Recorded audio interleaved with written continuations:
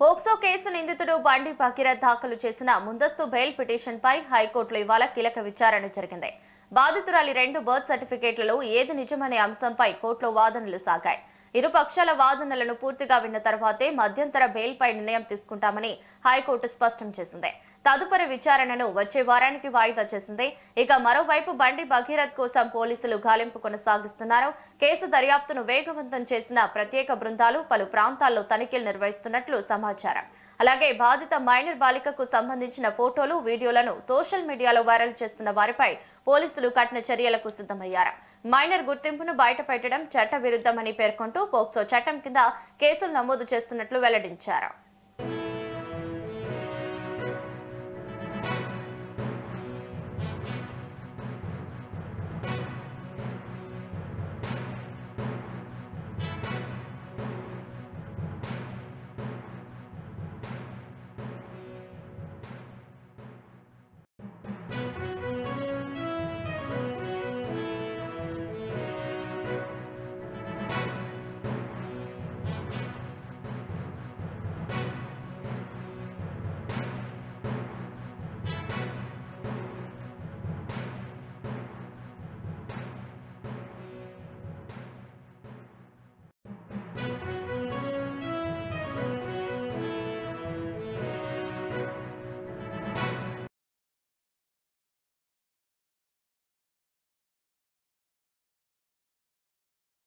POCSO case నిందితుడు బండి భగీరథ్ దాఖలు చేసిన ముందస్తు బెయిల్ పిటిషన్పై హైకోర్టులో ఇవాళ కీలక విచారణ జరిగింది.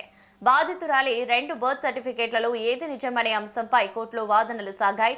ఇరు పక్షాల వాదనలను పూర్తిగా విన్న తర్వాతే మధ్యంతర బెయిల్పై నిర్ణయం తీసుకుంటామని హైకోర్టు స్పష్టం చేసింది. తదుపరి విచారణను వచ్చే వారానికి వాయిదా వేసింది. ఇక మరోవైపు బండి భగీరథ్ కోసం పోలీసులు గాలింపు కొనసాగిస్తున్నారు. కేసు దర్యాప్తును వేగవంతం చేసిన ప్రత్యేక బృందాలు పలు ప్రాంతాల్లో తనిఖీలు నిర్వహిస్తున్నట్లు సమాచారం.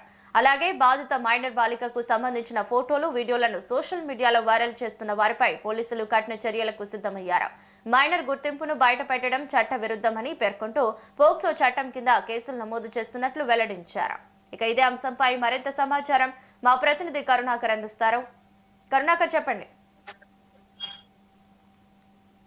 కేంద్ర మంత్రి బండి సంజయ్ కుమారుడు బండి భగీరథ్ తన మీద నమోదైనటువంటి పోక్సో కేసు ఏదైతే ఉన్నదో దానిలో హైకోర్టును ఆశ్రయించిన సంగతి మనందరికీ తెలిసిందే. తనను అరెస్ట్ చేయకుండా మధ్యంతర బెయిల్ ఇవ్వాలని చెప్పేసి బండి భగీరథ్ హైకోర్టును ఆశ్రయించారు.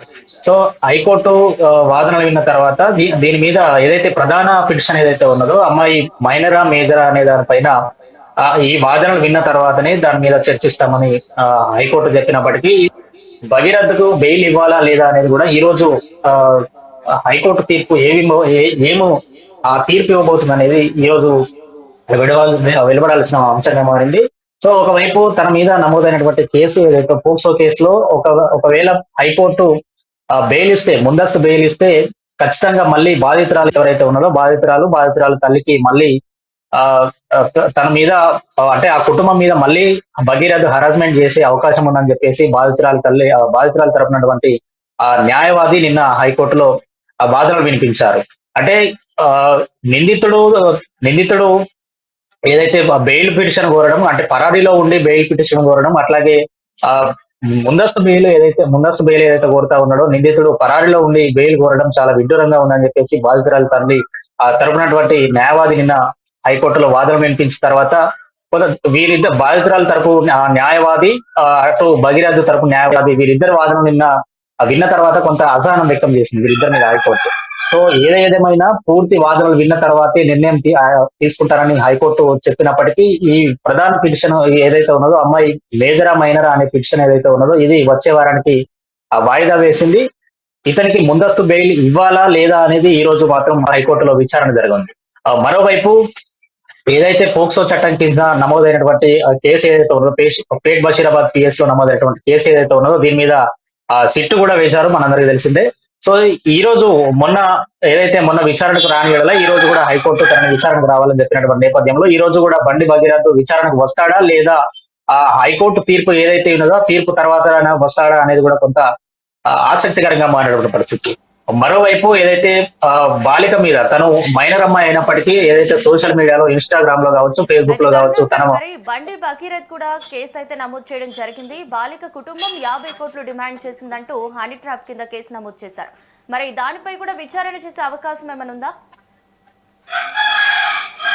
ముఖ్యంగా అమ్మాయి మేజరా మైనరా దాని మీద ఆ, హైకోర్టు అయితే విచారణ అంటే ప్రస్తుతం ఆ బాధితురాలు స్టేట్మెంట్ విన్న తర్వాత అమ్మాయి మేజరా మైనరా అనే దాని మీద కొంత ఆ ఆలోచించాల్సిన అవసరం వచ్చినాయి కదా. ఇది వచ్చే వారానికి వాయిదా వేశారు.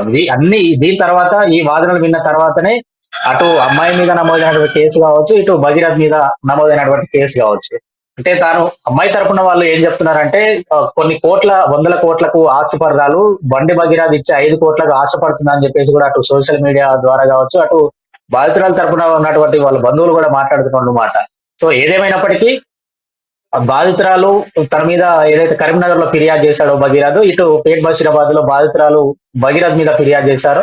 సో ఇవన్నీ వాదనలు విన్న తర్వాతనే ఒక నిర్ణయానికి వస్తామని హైకోర్టు స్పష్టంగా చెప్పింది. అంటే అన్ని ఇద్దరి తరపున వాదనలు విన్న తర్వాతనే ఆ ఏదైనా తీర్పు ఇస్తామని చెప్పింది.